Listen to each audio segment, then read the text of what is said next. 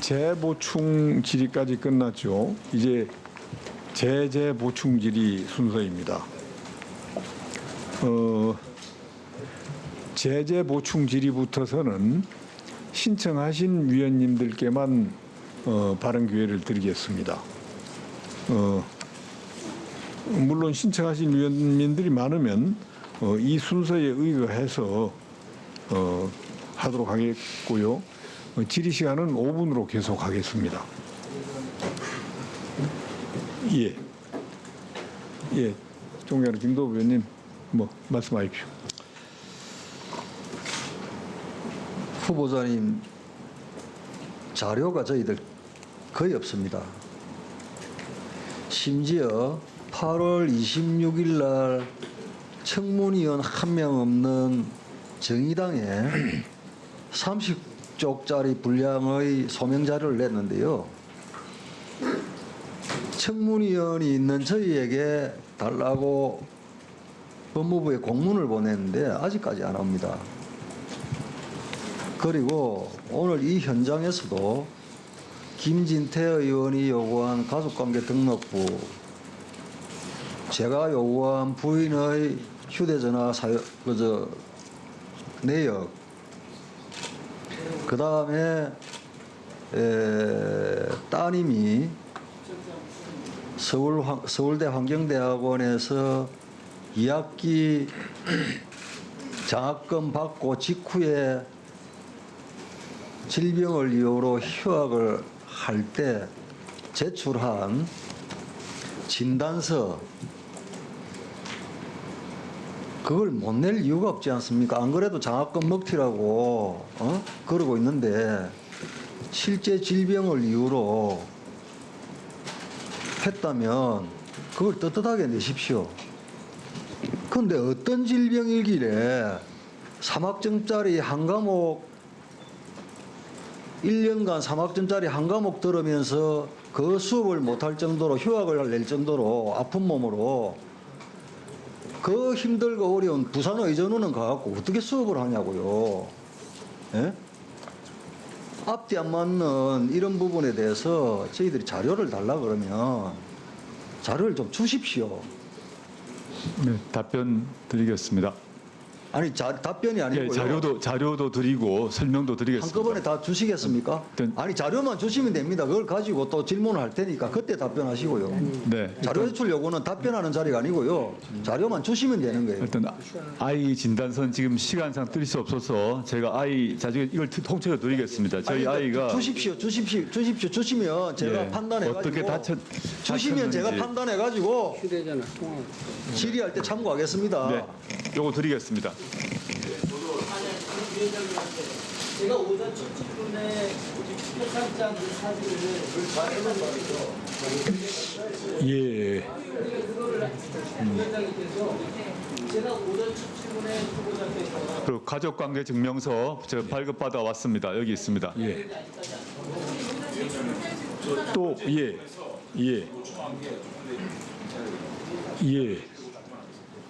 장경 의원님 말씀하십시오. 제가 그 두 번째 질의에서 키스트 관련돼 가지고 연수 날짜도 안 맞고 또 출입한 날짜도 맞지 않고 제가 정식으로 키스트에 요구한 자료에 의하면 3일을 출근했다는 거거든요. 근데 아까 후보자께서는 3일이 아니다 2주다라고 얘기하지 않았습니까? 그래서 제가 그걸 빨리 좀 알아가지고 와서 이거를 좀 내라. 과연 그러면 21일 중에 8일을 연수를 가서 양해를 구했다면 나머지 13일에 대한 근무를 언제 했는지를 본인이 알아봐서 저한테 제출하기로 했는데 제가 또다시 키스트에 공문을 보내가지고 어떻게 출입할 수 있느냐, 출입 시 방문증, 출입증, 신분증이 없이 출입이 가능한지 뭐 이렇게 물어봤어요. 그랬더니 답변이 출입 시 방문증, 출입증, 키스트 직원 신분증 없이는 출입이 불가하다. 키스트를 방문하고자 하는 경우 방문 안내소에서 개별적으로 방문 목적과 신분증을 제시하고 방문증을 교부받은 자에 한하여 출입이 가능합니다. 따라서 2명 이상이 한 개의 방문증으로 출입은 불가합니다. 이런 답변이 왔어요. 그러면 도대체 어떤 방식으로 이 조국 후보자의 딸이 키스트에 들어갔는지가 납득이 안 되지 않습니까? 그 부분에 대해서 자료를 좀 알아보셨어요? 네, 지금 자료 키스트에 그 자료 자체는 이미 압수수색 됐다고 들었습니다. 지금 저 옛날 자료 아닙니까? 그리고 이미 그 키스트의 담당 교수님 또는 뭐 연구원분이 했던 사인해준 서류는 지금 후보자님, 압수수색되어 제가 있지 않습니까? 압수수색된 걸 제가 어떻게 키스트 안 가보셨죠? 안 가봤습니다. 제가 방금 우리 보좌관을 보냈는데 모든 건물에 보안팀이 있어요. 네. 그래서 2명이 한꺼번에 들어갈 수가 없대요. 그러니까 저희 아이의 방문을 하려고는 방문증에 다 이유를 기입하고 출입이 된답니다. 예, 저희 보안 아이의 등급이 이게 가급이에요, 가급. 키스 건물이. 예, 저희 여식이 갔을 때 제가 말씀드렸지 않습니까? 7월 11일 날 실제 이메일이 있고 만났는데 그건 기록에 지금 없다는 거는 제가 확인이 되고 있습니다. 그거는 이미 압수수색이 그러면 따님한테 되어 언제, 있어서 그러니까 13일간 근무 일수 중에 며칠을 했는지를 좀 물어볼 수 있는 거 아닙니까? 제가 워낙 오래된 일이라서 그 아이도 언제를 기억을 못 합니다. 그게 만약에 진짜로 3일밖에 근무를 안 하고 그 근무 증명서가 나왔다 그러면 그거는 딸이 부산의전원에 갈 때 자기소개서에서 그거는 거짓말한 거예요. 그건 저희 여식이 책임지고 써달라 한 것이 아니라 그걸 발급을 받은 상태인데 저도 지금 그걸 압수수색이 돼 있는 걸 어떻게 검찰에서 발급받은 가져옵니까? 것도 분석인지센터가 아니에요. 아니 그지 알고 있는데요. 그 서류가 검찰에 있는데 그러면 발급받은 사본을 좀 주실 수 있어요? 그걸 검찰에 있는 걸 지금 어떻게 가져온다는 딸이 말입니까? 사본도 없습니까? 지금 제가 확인해봤는데 찾을 수가 없다고 합니다. 옛날 거 아닙니까? 지금 갑자기 지금 이 시점에서 그 옛날 서류가 이런 일이 벌어질 거라고 생각을 하고 보관을 하고 있었겠습니까? 그런데 3일만 출입을 했다는 키스트의 자료가 있으면 그 자료가 예컨대 위조됐다든지 허위 작성됐다든지 그런 증거가 없는 한은 그 자료를 믿어야 되는 거 아니에요? 네, 지금 반박할 수 있는 자료는 지금 그 옛날 저희 아이가 발급받았던 그 과거 자료와 지금 새로 조사를 해서 아마 출입국 그 출입 서류가 있는 것 같습니다만은 제가 그걸 확보할 수가 없는 조건 아닙니까? 제가 어떻게 가져오겠습니까? 아니 딸이 그 21일 동안 며칠간 정도 기동통입니까? 아니 며칠 일정한 기간을 일정하게 다녔다는 말씀드리지 않습니까? 말씀드렸는데 그 옛날 서류를 지금 어떻게 가져옵니까? 없어진 거를 검찰에 있지 않습니까? 딸이 2주 동안은 분명히 다녔다고 얘기합니다. 자, 후보자님. 2주 정도 다녔다 그건 확실합니다. 기억을 그렇게 하고 있다고 합니다. 제가 정리할게요. 저도 지금 알 수가 후보자님. 없습니다. 제가 정리하겠습니다. 지금 키스트에서 발급한 자료에 3일만 출입한 걸로 돼 있으면 특별한 다른 증거가 없는 한 가만히 계세요. 가만히 계세요. 본인이 해결된 내용이 아닙니다. 그걸 왜 가만히 계세요. 하잖아요? 상관없으니까 왜 판결하시라면서요? 왜 진행하셔야지. 분명히 말씀드리지만은 발언권 얻지 않고 발언하지 마세요. 분명히 경고합니다. 물건이십니다. 하지 마세요. 지금 사회만 보고 있잖아요. 후보와 판결하고 계신다 판결을. 청문위원인 장제원 의원님이 서로 말이 다르고 자료가 또 있는 부분이 있고 또 자료를 제출 못하는 부분도 있고 하기 때문에 그것은 위원장인 내가 이야기한단 말이에요. 뭔데 하기에 제가 뭐냐고요? 이런 국회의원이고 청문위원입니다. 발언권 얻고 이야기하란 말이야. 뭐가 불공정해? 내가 지금 하는 게 뭐가 불공정해? 위원장이 신이 아니에요. 하고 싶은 다 하는 게 아닙니다. 이런 정말 공정 장면 똑같아요. 민주당이랑 공정해. 무슨 공정을 찾아 지금? 공정한 거야 지금? 맞단 소리 하고 있어. 자, 조용히 하세요. 조용히 하세요. 위원장이 그 정도 지금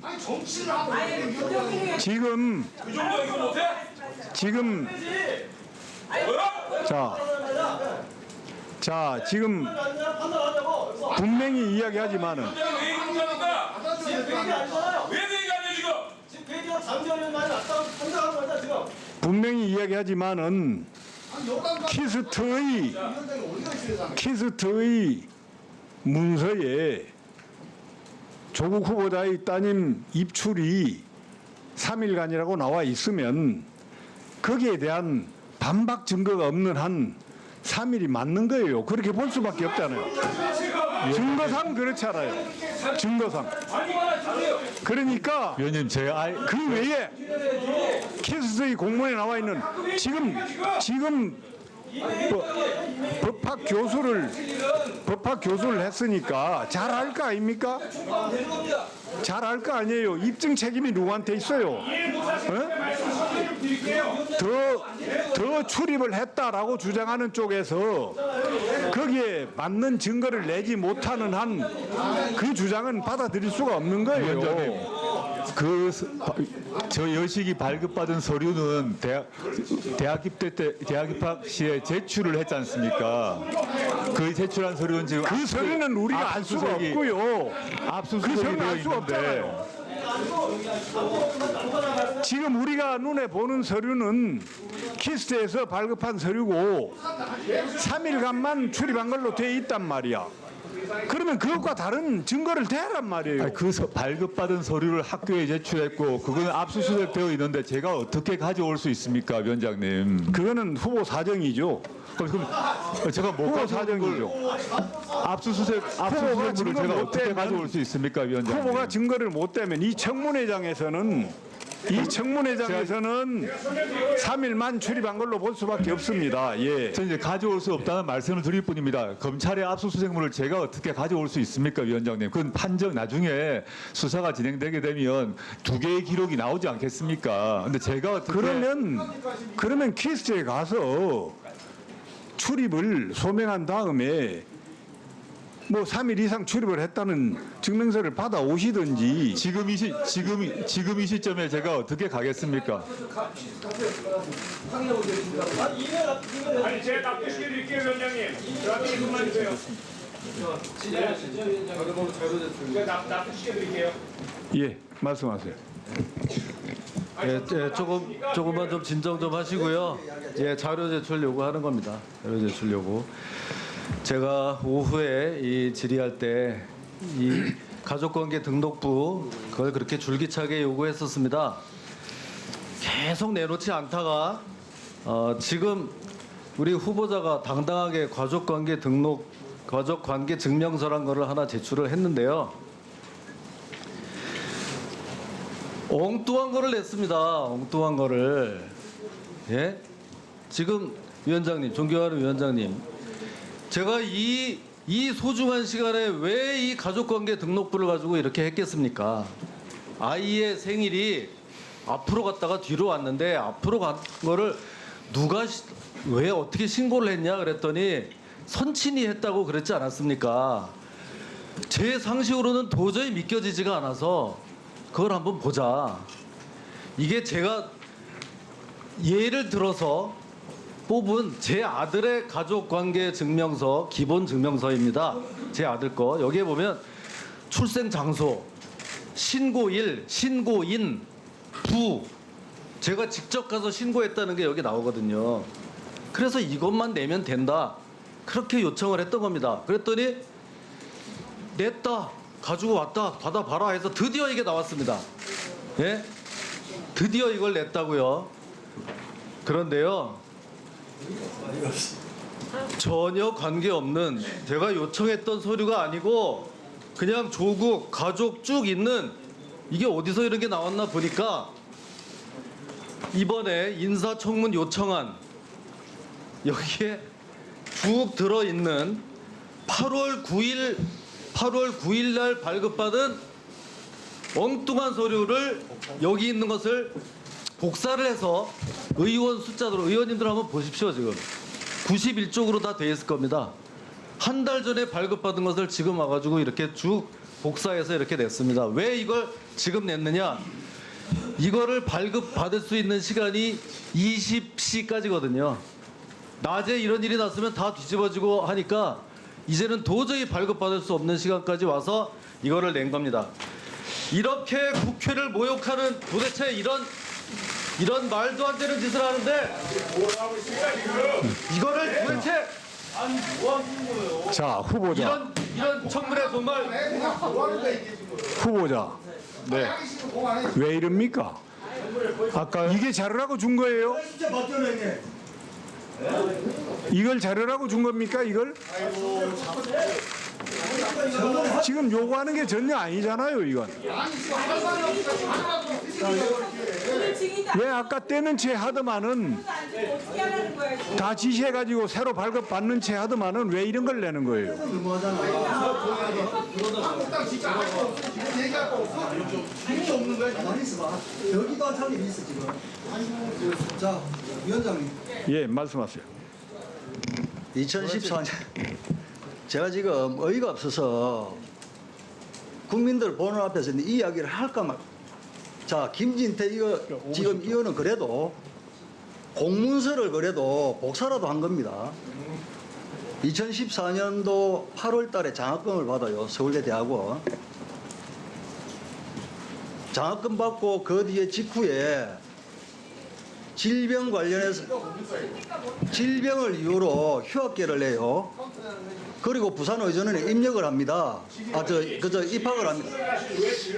들어보세요.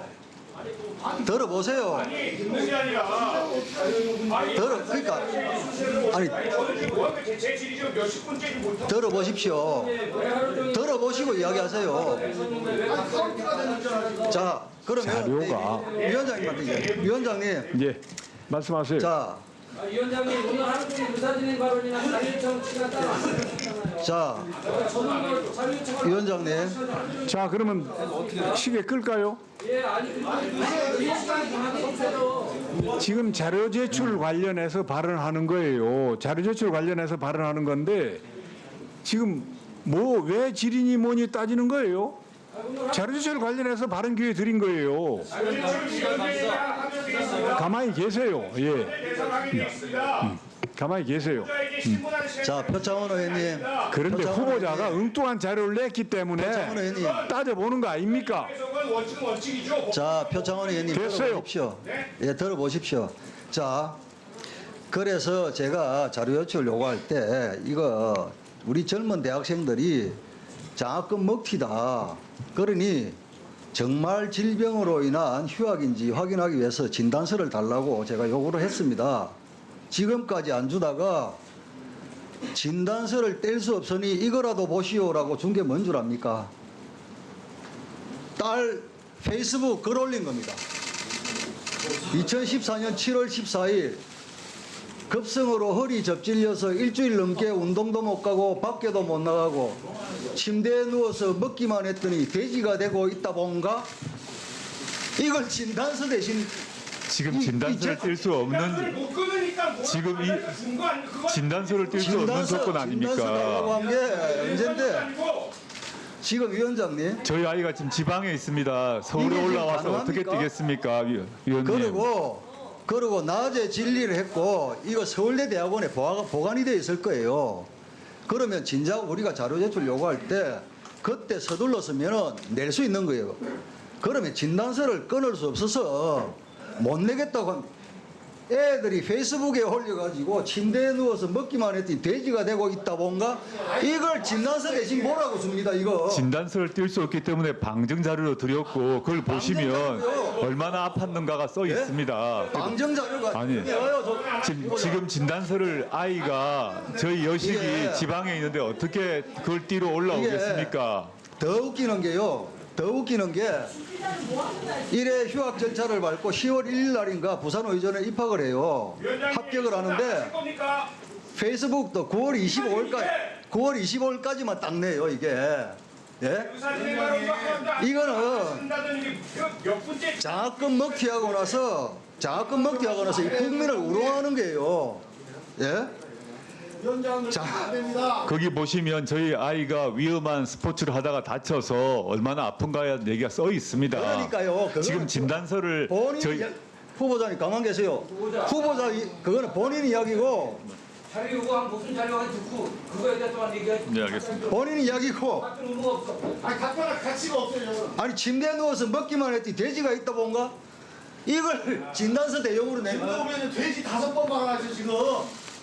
김종민 의원, 자, 가지고 달라는 사람이 누구예요? 가지고 있는 걸. 예, 자료 제출 빨리 좀 촉구해 주십시오. 부끄럽지도 않아요. 그렇지 않아요 진짜? 어른이 어른 성민이가지고 가시죠. 지금 무슨 짓입니까 그게? 대변인으로. 예? 대변인 옛날에 그렇게 안 했어요. 옛날에 그렇게 했으니까 정권이 자. 망했지.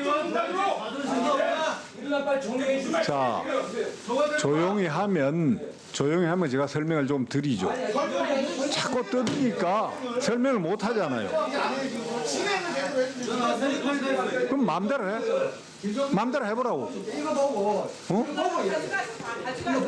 지금 자료 제출을 요구를 했는데 요구한 자료를 주는 것이 아니고 옛날 걸 베껴서 준다든지 엉뚱한 자료를 주면 왜 이 일을 안 하겠습니까? 지금 이해하고 있는 거예요. 어? 예, 정정식 의원님 말씀하세요. 예, 저 후보자 자녀 그러니까 따님의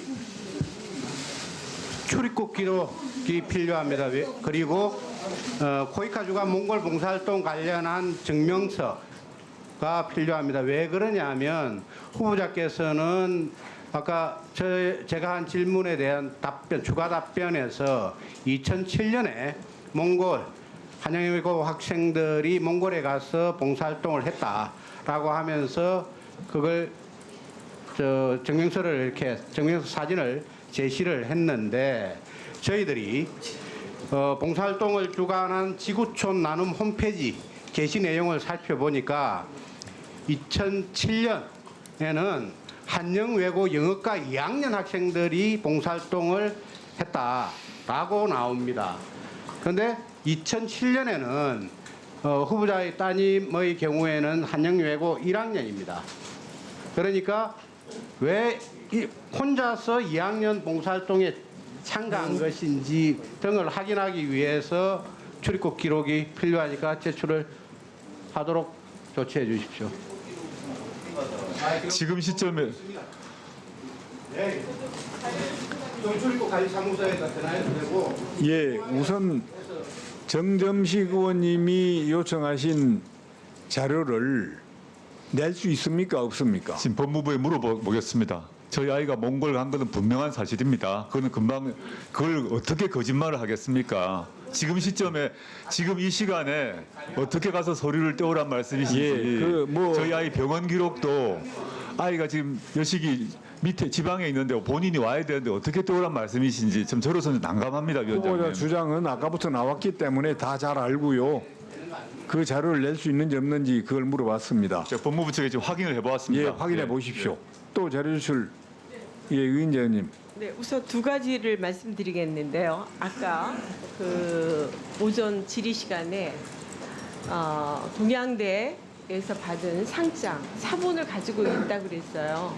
근데 그 자료를 제출해 달라는데 여태까지 안 왔거든요. 그래서 그 자료를 좀 제출을 바라고요.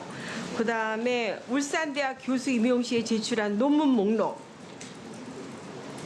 그다음에 아마 논문 목록을 가지고 계실 겁니다. 그 자료를 좀 부탁드리겠습니다. 이상입니다. 논문 목록하고 첫 번째로 얘기한 게 뭐죠? 상장?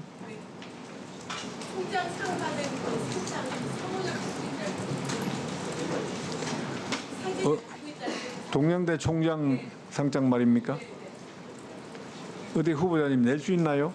총장은 그 동양대 봉사 표창장 같은 경우 지금 압수수색이 되어서 들어가 있는 상태입니다. 그리고 제가 그걸 지금 공개하는 게 맞는지 지금 이미 뭘 박지원 대표님은 아까 갖고 계시던 것 같은데요. 제가 비교는 못 해봤습니다만은 네, 지금 어떻게 출력을 해야 될지 잘.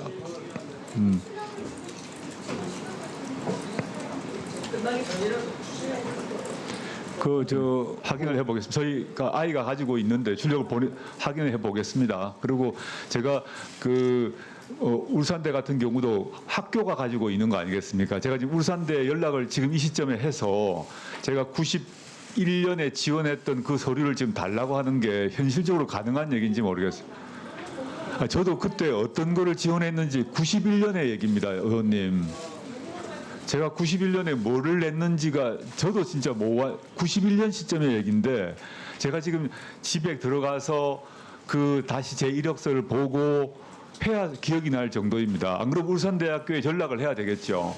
지금 이 시점에 아마 제가 울산대학교에 부정 채용됐다는 추정이신지 모르겠습니다만은 그게 아니시라면 지금 상황에서 제가 끊을 수 있는 서류가 아니라는 것입니다.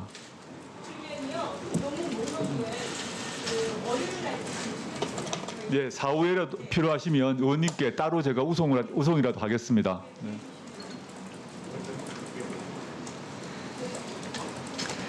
그런데 저 후보자님, 그 논문 목록은 제출 요구한 위원님께서 뭐 월요일 날 따로 줘도 괜찮다고 하니까 그렇게 해주시고요.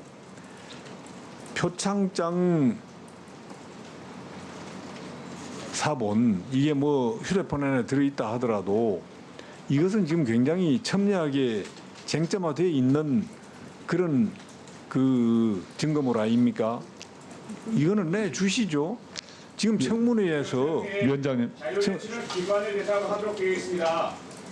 예? 본인이 가져 있는 것은 본인에게 요구할 수 있죠. 판사도 아니신데 수사기관도 아니시고요. 갑자기 왜 그 청문회를 하다 말고 이상하게 돌변을 합니까? 지금 표창장이 문제가 많이 되고 있는 건 아시죠? 문제가 된다고 하는 거죠. 위원장님, 되고 있는 거 아닙니까 지금? 그러면 가지고 있는 자료도 못 내겠다 이 말입니까? 그 주문액을 다 내놓으란 말씀입니까? 다른 이야기죠. 그거는 검찰이 압수해 표의원 주머니에 있는 걸 내놓으라는 게 아니고 후보자가 가지고 있는 자료를 내줄 수 없느냐는 거죠. 진행을 좀 해주세요. 질의합시다, 질의. 가지고 지금 조선 시대를 안 두고 물론 실체적 진실 규명을 해서 법도 어기고 절차도 어기고 제출 요구를 한 자료에 대해서 낼 수 있는지 없는지를 물어보고 있는데 왜 옆에서 나서고 그래요? 하니까요. 법무부를 왜 옆에서 나서고 그래? 에? 왜 후보자한테 그걸 요구라고 신문할 줄 아니 옳고 그름을 떠나서 절차와 법에 대한 말씀입니다 지금. 후보자가 그렇게 답변하면 내가 좀 들을지 모르겠네. 표의원은 이야기하지 마세요. 당사자가 아니잖아. 내가 표의원한테 자료를 요구한 것도 아니잖아요. 아니 자료를 누구한테 요구하든 간에 옳고 그름 따져야죠. 법은 따지고 절차는 따져야 될 거 아닙니까? 자 후보자께 묻겠습니다. 지금 표창장 4본 자료 낼 수 있습니까 없습니까? 낼 수 있습니까 없습니까?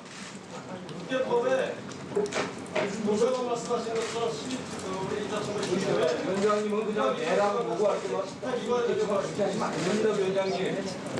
낼 수 있습니까 없습니까 묻습니다. 예. 지금 민주당 의원들만 모시고 청문을 하든지 그럼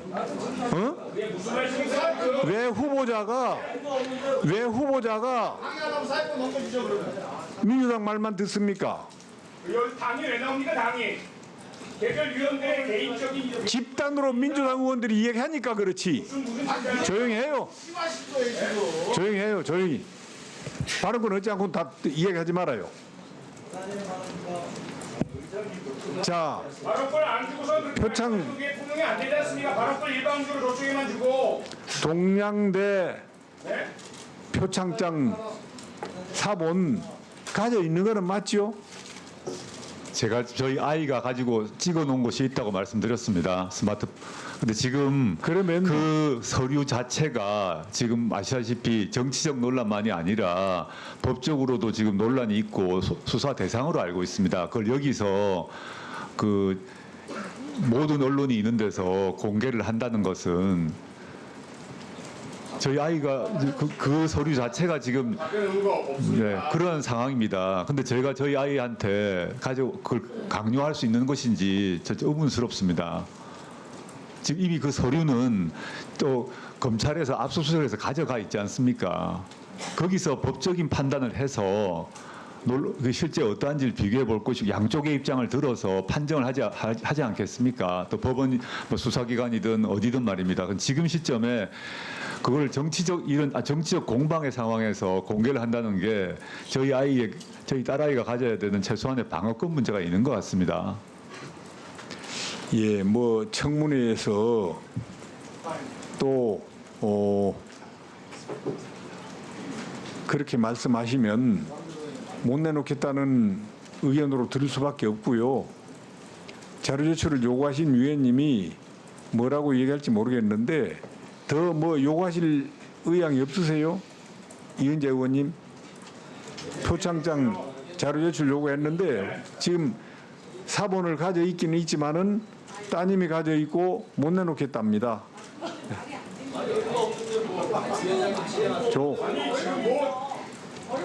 계속 이거 가지고 문제가 되고 있지 않습니까? 그러면 제가 말하잖아요. 개인이에요? 제가 말하잖아요. 자꾸만 이래 정말. 알겠습니다. 똑같이 마찬가지인데. 아까 다른 거 듣고 얘기하는 거예요. 바로 그 여기 안 주잖아요. 그건 줘야 바로 그 없고 얘기를 하죠. 아, 근데 표창원 의원 너무 말이 많다 정말. 화가 났으니까 너무 말이 많아. 너무 화가 났어요. 아니. 편파적으로 진행하십니까? 뭐가 지금 편파적이야? 너무 세상에 지금 한 번이나 들었어요. 가볍고. 자료 제출 요구하면 너무 심하잖아 너무. 아니 사람은 넘겨주세요. 자 잠깐만 얼른 제가 끝낼게요. 네, 그 아까 그 표창장 부분에 대해서는 아까 뭐라고 답변을 하셨냐면 사본을 카메라에 가지고 계신다 그렇게 말씀을 들었습니다. 그러면 그거 그냥 프린트해서 뽑아주시면 돼요. 근데 그거 못 뽑아주실 이유가 어디 있습니까 지금? 법적인 문제가 있잖아. 법적인 무슨 문제가 있어요? 지금 예를 들면 아까 언론에도 그게 지금 돌아다니니까 그거 가지고 있는 거하고 맞는지 안 맞는지 우리도 봐야 될 거 아니에요? 청문위원으로서. 그래서 그거 좀 제출을 좀 부탁드립니다. 예, 저 제출을 지금 예. 수사 중이기 때문에요. 자료 제출 안 하고 예. 후보자께서 제출하지 못하겠다 하면 제출 받을 수는 없겠죠. 그런 상황 하에서 그런 전제 하에서 이은재 의원님 질의하시기 바랍니다. 저 순서 지금 제재 보충 질의에 들어가도록 하겠습니다. 뭐 무슨 말씀하시려고요? 예, 질의 들어갈 겁니다. 예, 이제 말씀하세요. 지금 9시 반인데요. 질의에 집중했으면 좋겠고요. 어차피 이게 차수 변경이 안 되는 물리적 시한이 있기 때문에 질의에 충실했으면 좋겠고요. 제가 또 한 번 아까 고민하다가 위원장님 이 법정이 아니지 않습니까? 위원장님 판사가 아닙니다. 위원장님은 그냥 기계적으로 중립적인 진행을 해주시는 게 저는 맞다고 봅니다. 제가 어떤 다른 상임위 가서도 제가 속해있던 당이든 아니든 간에 위원장은 가급적이면 야당 편들어 주고 자기가 속하지 않은 정당 편들어 주는 게 저는 맞다고 봅니다. 그런데 좀 과도하시다고 봅니다. 그러니까 제가 딴 거 요구하지 않습니다. 그러니까 정상적으로만 좀 해주시고 질의할 것은 질의하고요. 우리 존경하는 너무 과하지 않게 해주시면 좋겠습니다. 예, 존경하는 이철희 의원님께서 제가 마무리하겠습니다. 우리 점잖게 위원장님은 말씀해 주셨기 때문에 위원장님은요 사회를 보시는 분이지 판사가 아닙니다. 그 점 꼭 좀 기억해 주십시오. 저도 점잖게 답변하고 질의로 들어가도록 하겠습니다. 지금 이게 문제된 것은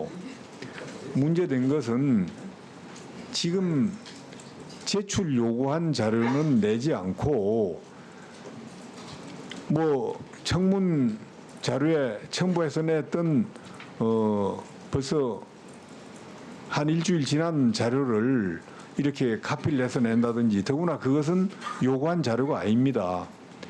거기에 또 지금 분명히 아까 진행할 때는 자료 제출 요구한 자료를 내겠다고 말씀을 하시고 뒤에 배석한 검사님에게 그 자료를 좀 떼올 것을 지시하는 그런 모습을 보이셨어요. 그런데 지금 막상 내놓은 자료라는 게 완전히 요구한 자료도 아니고 이미 청문 보고서에 그 자료에 들어가 있는 걸 카피해 가지고 이렇게 주고 하는 것은 그건 굉장히 불성실하고 속이는 것 아닙니까? 예, 그래서 위원님들이 말이 있었고요. 저도 좀 언짢아져서 말을 많이 했습니다. 그래서는 안 되고요. 후보자께서는 국민들이 보는 자리이기 때문에 성실하게 해주시는 게 좋습니다. 여러모로 그렇게 임해 주시기 바랍니다. 예, 이제 질의 들어가겠습니다. 예. 표창원 의원 손 드셨는데 첫 질의 하시죠. 알겠습니다. 예. 고맙습니다. 네, 뭐 의사진행 관련해서 사실 드릴 말씀 많은데 위원장님을 존중해서 그냥 참겠습니다. 그리고 질의하겠습니다. 저도 무척 안타깝습니다. 참담하고 우리가 왜 이런 문제로 이런 논의를 해야 하는지 그 자체가 가슴이 아프고요. 법무장관 후보자에게 물어야 할 질문들은 분명히 있는데 그 질문들은 제대로 묻지도 못하는 이 상황이 가슴이 아픕니다. 뭐 후보자만의 잘못도 아닌 것 같고요. 우리 모두 뭐 모두라고 하기는 좀 그렇지만 많은 분이 같이 좀 분담해야 할 잘못이 아닌가 싶습니다. 그래도 질의를 해야 되겠기에 한번 여쭤보겠습니다. 이런 여러 가지 어려움과 논란에도 불구하고 왜 조국 후보자가 법무장관이 되어야 하느냐. 여기에 대한 답 중에 하나는 조국 법무장관이 된다면 과연 무엇이 달라지는가라고 생각을 합니다. 보시면 이미 뭐 검찰개혁 관련해서 많은 말씀하셨고요. 아동대상 성범죄자 조두순이 이제 내년이면 출소를 합니다. 여기에 대해서 물론 박상기 법무장관도 제가 그 내에서 통과된 조두순법에 대한 시행을 약속해 주셨지만 후보자께서 특히 더 강조하신 이유는 무엇입니까? 좀 설명 부탁드리겠습니다. 예, 법은 이제 뭐 개정된 건 알고 계실 것이고 이거를 실제 확보를 하려면 보호관찰관을 대폭 늘려야 됩니다. 네. 이게 아동 성범죄자의 경우에 있어서는 뭐 한 번 범죄가 발생하게 되면 되돌릴 수가 없기 때문에 어떤 방법을 써서라도 보호관찰관을 증원을 해서 네. 1대1로 이제 그 보호관찰을 실행하도록 하고 싶습니다. 네, 핵심이 그건데요. 말씀하신 것처럼 사실 이제까지 법무부가 검찰 중심이다 보니까 주로 수사라든지 기소 그리고 처벌, 형의 집행 이쪽에 이제 집중이 되어 왔고 예방 차원의 노력은 말은 늘 많았지만 실제로는 이루어지지 않았단 말이죠. 특히 보호관찰은 대단히 위축되어 있습니다. 인원도 작고 예산 부족하고 프로그램도 제대로 가동하지 못하는 상황이고요.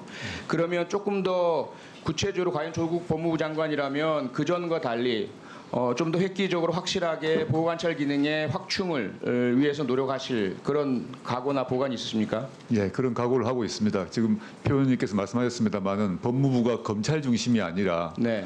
검찰 외에 많은 조직을 가지고 있지 않습니까? 네. 그쪽을 대폭 강화하는 것, 그것이 저의 계획 중에 하나입니다. 네, 다시 처음으로 돌려주시고 그 다음에 이제 재산 차등 벌금제 이건 국민 여러분께서 여러 번 도대체가 돈 많은 사람은 벌금 그까짓 거 몇백만 원 내도 별로 손해가 안 나지만 없는 분들은 사실 몇십만 원도 큰 거 아니겠습니까? 예. 그런데 우리는 잘못한 사람의 재산과는 상관없이 일률적으로 벌금을 매기는 그러한 차별이 행해져 왔단 말이죠. 예. 이걸 어떻게 개선하시겠다 말씀이시죠? 이게 사실은 뭐 도입 관련해서 논란이 있습니다만은 네. 이미 유럽의 상당수 나라는 이미 도입이 되어 있습니다. 그래서 그 지금 국회에서 물론 최종적으로 결정을 해주셔야 됩니다만은 법무부 차원에서 외국의 입법을 검토를 해서 네. 일단 정부 차원에서의 방안을 한번 만들어 보겠습니다. 네. 기대를 해도 되는 거죠? 예. 네, 상당히 그 사회적 정의가 그렇게 된다면 많은 부분 향상되리라고 기대가 됩니다. 예. 또 하나가 이제 주택 그 임대차 보호법 개정 문제인데요. 그동안 상가 임대차 보호법은 개정이 되어서 네. 상가 임대인 분들께서 임차인 분들께서 그나마 이제 그 권리가 조금 신장이 되셨는데 뭐 원룸 거주하시는 분, 월세 계시는 분 이분들은 여전히 기한이 됐다 나가라로 나가야 되고요. 맞습니다. 여러 가지 그 권리에 제약이 있었는데 어떤 계획이십니까? 이게 지금 말씀하셨습니다만 상가 관련해서 임차인 보호하고 있는 현재 법 제도를 주택 쪽으로 확장하자는 것입니다. 네. 그래서 지금 또 전국적으로 보게 되면 1인 가구도 늘었고 또 청년 학생들 같은 경우도 이제 거기 많이 해당되고 있는데 그분들을 보호하기 위한 조치입니다. 그러니까 임차인들이 뭐 4년, 6년 정도까지는 계약을 갱신할 수 있는 그 요구권을 준다는 말이죠. 네, 그렇습니다. 물론 네. 기간은 입법부가 선택하시리라고 생각합니다. 네, 그동안 법무부가 사실은 적극적이지 않아서 이루어지지 못한 부분인데 조국 법무부 장관이 된다면 이건 확실하게 약속을 하고 시행을 해주시겠다. 네. 법 개정에 적극적으로 동의하거나 또는 정부안으로 내주시겠다 이렇게 이해해도 되는 거죠. 네, 그렇게 하고 싶습니다. 네. 또 하나 이제 그 집단소송제도 확대 역시 오랜 수건인데 그동안 사실은 많은 반대가 있었고 특히 네. 어떤 계획이십니까? 기업 반대가 이제 많이 있는데요. 지금 이게 단순히 기업을 억압하자 이런 게 아니라 기업의 그 불법 행위를 예방하는 효과가 있을 거라고 생각합니다. 또 외국에서도 많은 이런 제도를 이미 도입하고 있기 때문에 시민단체에서 많이 요구했던 바고요. 이걸 논의를 해서 정부 법안을 좀 만들어 보고 싶습니다.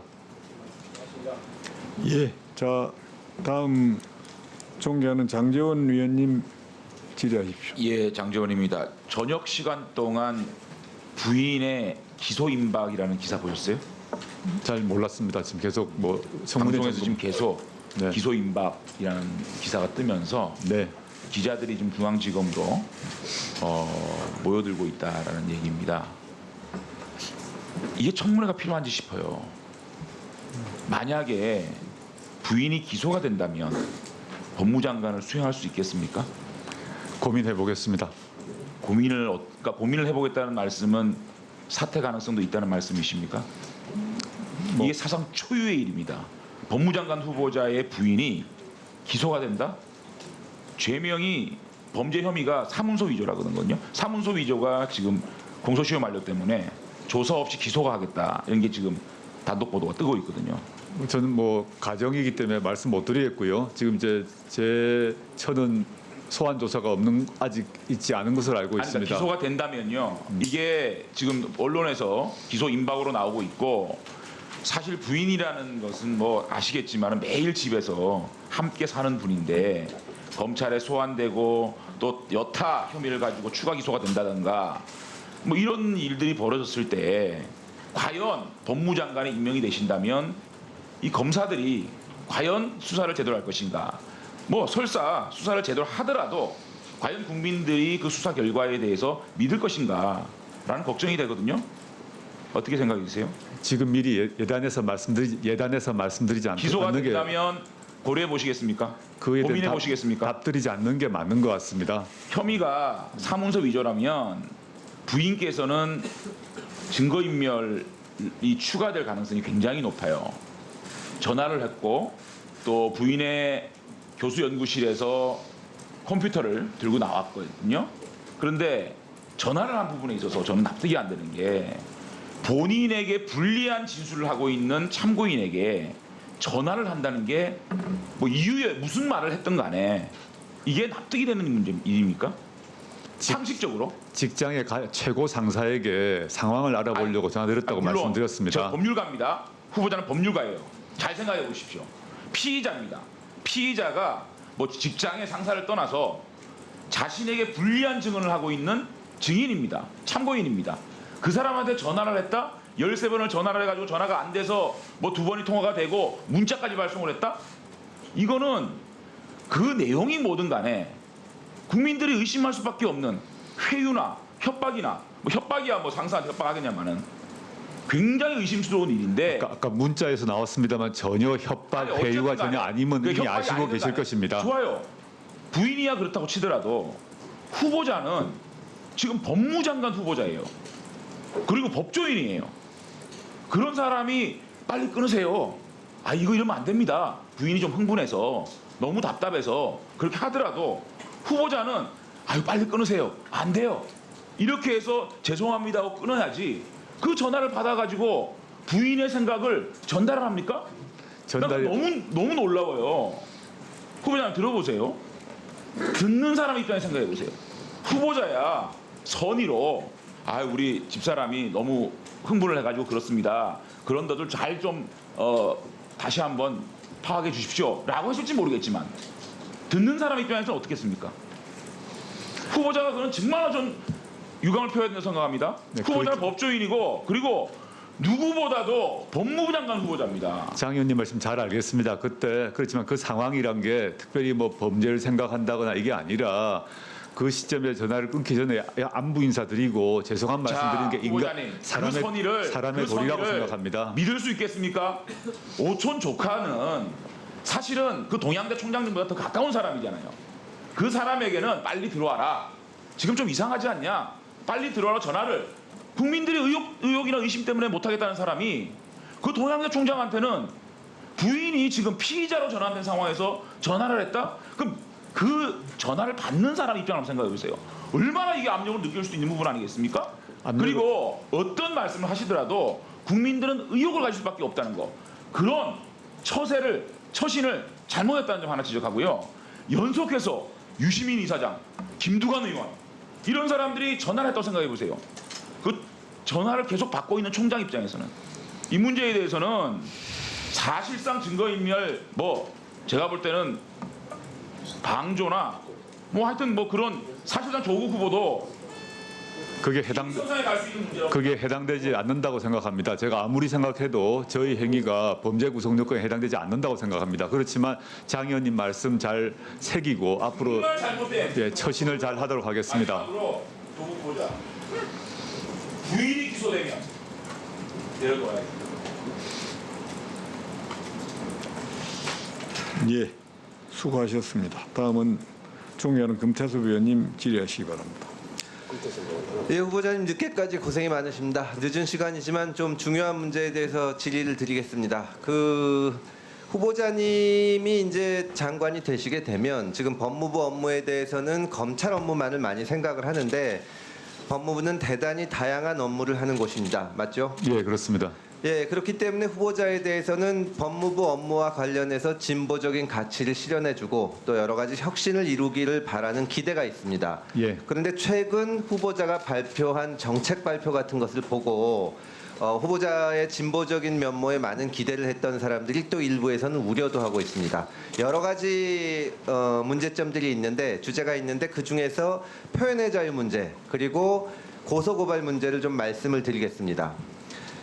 가짜 뉴스가 문제가 있고 가짜 뉴스에 의한 피해를 없애야 된다는 데는 누구나 동의할 겁니다. 그러나 공적 인물이 가짜 뉴스라는 이유만으로 자기에 대해서 의문을 제기하는 사람에게 법적 조치를 취하거나 특히 정부가 나서서 어떤 뉴스가 가짜인지 아니면 진짜인지 이런 것을 가리기 시작하면 대단히 위험한 상태가 오고 또 표현의 자유가 위축될 수가 있습니다. 후보자께서는 교수 시절에 시민이 공적 인물에 대한 비판을 하는 과정에서 부분적으로 허위 사실이 제기되었다는 이유로 그 시민에게 법적 제재가 내려지는 경우 표현의 자유가 심각하게 위축될 것이 명확하다.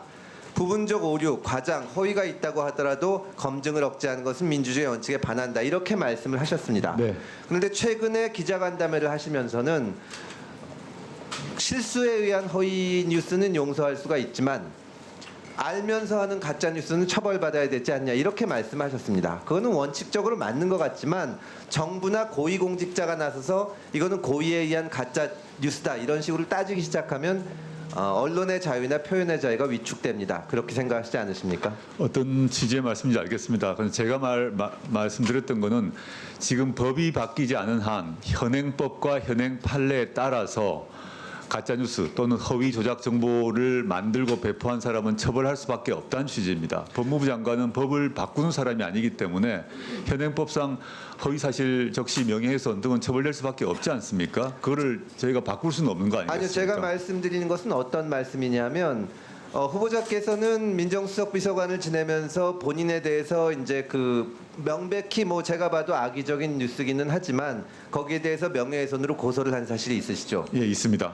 그것을 현행법상 틀렸다고 할 수는 없습니다. 분명히 상대방이 처벌을 받을 겁니다. 그러나 고위공직자가 하는 행위는 일반 국민에게 많은 영향을 미칩니다.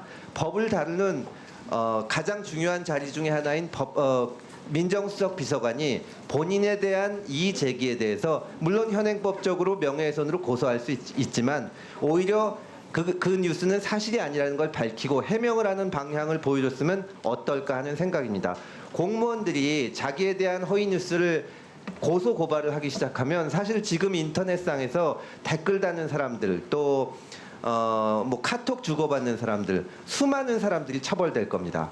그게 아무리 현행법상 처벌되는 것이라고 하더라도 그게 과연 바람직한 모습입니까? 제가 그 두 뉴스의 내용은 이미 금 의원님께서 보셨을 것인데요. 네. 그 내용이 아주 사실 심각한 저의 명예를 훼손한 것이었고, 그 다음에 제가 그 글을 내려달라고 했습니다. 근데 절대 내리지 못한다는 의지를 표명했기 때문에 어쩔 수 없이 저로서는 저를 제 자신을 보호한 차원에서 그 당시 고소를 할 수밖에 없었습니다. 좀 양해를 해주시면 좋겠습니다. 제가 양해할 문제는 아니고요. 박근혜 대통령이 탄핵 과정에서 제 입장에서는 도저히 대통령이 어떻게 저렇게 하실 수가 있을까 의문이 들어서 대정부 질의 과정에서 물론 면책 특권이 있지만 당시 황교안 총리한테 박근혜 대통령이 그 국가를 이끌어 나갈 만한 지적 능력이 있느냐 이런 질문을 했습니다. 저는 나름대로 법률가고 해서 정제된 표현을 썼지만 일반 시민의 입장에서는 저 여자 정신 이상하냐? 제정신이야? 정신 이상하다는데 이런 표현을 쓸 수도 있습니다. 사실은 저는 국가나 고위공직자는 그럴 때 그렇지 않고 국가를 이끌어 나갈 능력이 있다. 이런 것을 계속 알리고 증명하는 것이 맞지. 형사적인 고소를 거쳐서 그걸 처벌하는 것이 과연 바람직한지 의문입니다. 지금 후보자께서 말씀하시는 말은 분명히 현행법적으로 맞고 후보자께서도 많은 피해를 당하시는 걸 제가 잘 알고 있지만 후보자에 대해서 다른 후보자와는 달리 진보적인 가치를 실현해 주기를 바라는 많은 사람들이 지금 우리 정부가 가짜 뉴스 문제에 너무 엄격하지 않나 그런 걱정을 하고 있다는 것을 좀 명심해 주시기 바랍니다. 네, 잘 알겠습니다. 예, 수고하셨습니다. 다음 총회는 박지원 의원님 질의하시기 바랍니다.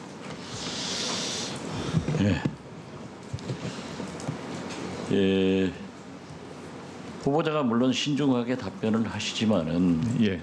미래의 가정에 대해서 답변을 하시는 것은 굉장히 위험합니다. 만약 저에게 어떤 비리로 기소가 되면은 의원직을 사퇴할 것이냐라고 물었을 때 제가 뭐라고 답변해야 되겠습니까? 이건 가정인데. 그러니까 제 생각으로는 그런 신중한 입장을 견지하시는 것이 좋다. 예, 알겠습니다. 이란 난민 김민혁 군 아세요? 그 이름은 잘 기억을 못합니다. 예. 그렇죠? 14살짜리. 예. 청와대 청원에 의해서 예, 예. 난민 인정을 받았어요. 예, 예. 그런데 아버지는 난민 인정을 못 받았습니다. 네, 맞습니다. 그런데 만약에 우리나라에서 기독교 신앙생활을 했는데 이란으로 추방될 경우에는 이란의 배교 사상에 의해서 분리 혹은 처형될 얘기가 있는데 만약 법무부 장관이 되면 어떻게 처리하시겠어요? 난민 문제의 경우에 있어서는 두 가지 측면이 있다고 생각합니다. 난민에 대한 현재 우리 한국인들의 우려가 있고 또 한편으로는 난민에 대한 최소한의 인권 보호가 있다고 생각하는데요. 저는 그건 알아요. 예, 근데 종교적 문제의 경우 그런 종교적 문제가 14살짜리의 아버지가 추방되면은 14살짜리 혼자 대한민국에서 살아가야 되느냐? 저는 아니라고 생각합니다. 처형된다고 하면은 저는 그런 처형의 위험이 있는 경우에 있어서는 추방되지 않도록 여러 조치를 하는 게 맞지 않나 생각하고 있습니다. 특히 네. 종교적 이유가 있기 때문에요. 네, 좀 노력해 주세요. 국가보안법 개정 필요성에 대해서 어떻게 생각하십니까?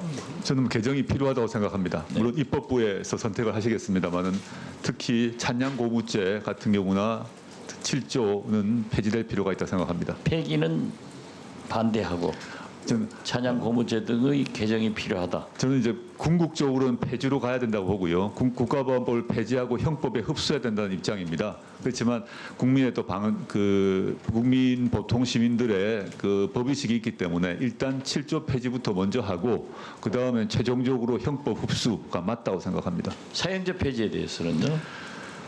저는 저 개인 소신은 사형을 폐지하고 그 가석방 없는 그 무기징역을 택하는 것이 우리 현재 한국 인권 수준에 맞는 조치라고 생각하고 있습니다. 지금 굉장히 문제가 되고 있는 포괄적인 차별금지법 제정에 대해서 후보 견해는 저는 포괄적 차별금지법에 대해서는 현재 지금 그 개별적 차별금지법이 있지 않습니까? 그것들을 차례차례 확정하는 방식을 하는 것이 지금 그 저항을 줄일 수 있을 거라고 생각하고 있습니다. 근데 궁극적으로는 차별금지법이 도입되는 게 맞다고 봅니다만은 지금의 여러 가지 또 반대가 있기 때문에 그 내용에 대해서 검토를 해서 단계 확장하는 방법을 지금 고민 중에 있습니다. 충분한 의견 수렴을 통해서 사회적 공감이 형성될 때 검토가 돼야 된다 하는 네, 단계적 확장을 해야 된다. 단계적. 네. 네. 종교인 과세에 대해서는 어떻게 생각하세요? 제가 그 문제는 아직 깊이 고민을 못 해봤습니다만은 이 현재 지금 과세가 되는 쪽으로 선택을 하지 않았습니까? 그렇죠. 예, 네. 이미 과세는 이루어지고 있는데 과세를 하는 데 있어서 그 내역이나 이런 그 점검하는 형태에 대해서 논란이 있고 종교인들의 반발이 있는 걸로 알고 있습니다. 그 문제는 지금 현재 상태의 종교인 과세 수준을 유지하면서 또 한편으로는 다른 비종교인들의 불만이 있기 때문에 일단 현재로는 현재 시스템을 유지하는 것이 옳다고 생각하고 있습니다. 이게 굉장히 델리케이트한 문제인데요. 실제로 문재인 정부에서 과도한 최저임금의 인상과 지금 특히 주 52시간 노동시간 단축으로 인해서 굉장히 큰 부작용이 있습니다. 농촌이나 산업 현장에 가면은 외국 근로자 또 어부들도 전부 채용하고 있는데 외국인 근로자에 대한 최저임금 차등 지급 주장에 대해서 지금 미국도 보면은 계절에 따라서 농업 이민들은 기한별로 이렇게 받아가지고 내보내고 하는데 차등 지급을 하고 있거든요. 미국 경우는 제가 잘 모르겠습니다만 통상 경우 국내인과 외국인을 차별적으로 근로기준법을 적용하는 그 최저임금을 적용하는 것은 법상 좀 어려운 거로 알고 있습니다. 지금 박 의원님의 말씀은 제가 잘 알겠습니다. 근데 지금 법상 구별하는 것이 상당히 다른 나라의 문제가 되고 왜냐하면 외국에서 일하는 한국 사람의 문제로 바로 비화되기 때문에 약간 조심스럽다 생각이 듭니다.